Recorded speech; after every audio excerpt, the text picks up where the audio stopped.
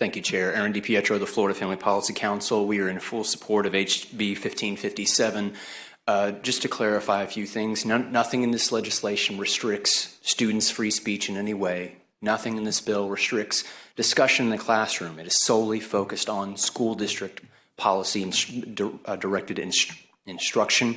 But we also believe that this bill, the key part of this bill that's being overlooked is the ability to empower parents to be engaged in directing the education of their children and being involved in being notified by the school districts whenever the school districts are making policy changes in the treatment of their children as it relates to the physical, emotional, or mental health of the child. We ask you to support HB 1557. Thank you, Aaron, so thank you so much. Up next, Mr. Chair, just a quick question.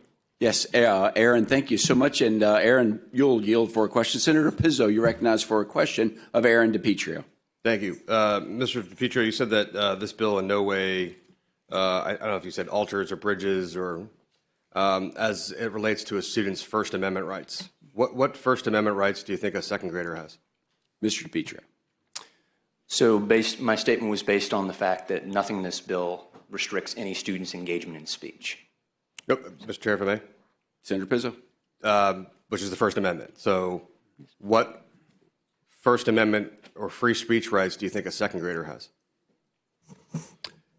Mr. DiPietro, you're recognized. Yes.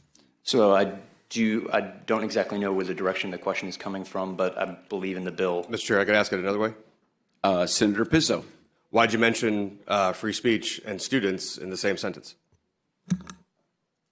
Mr. DiPietro. So in terms of the question there, I believe students have the right to be able to engage in discussions with their classmates on any topics whatsoever. So, yes, sir. Very good. Thank Can I you. ask a quick question? Very good. Senator Brandis, you're recognized. I believe you all put a card in against the amendment. So my question would be relating to the piece on sexual orientation or gender identity. Why do you believe other conversations about sexual activity that fall outside state standards are appropriate in the classroom? So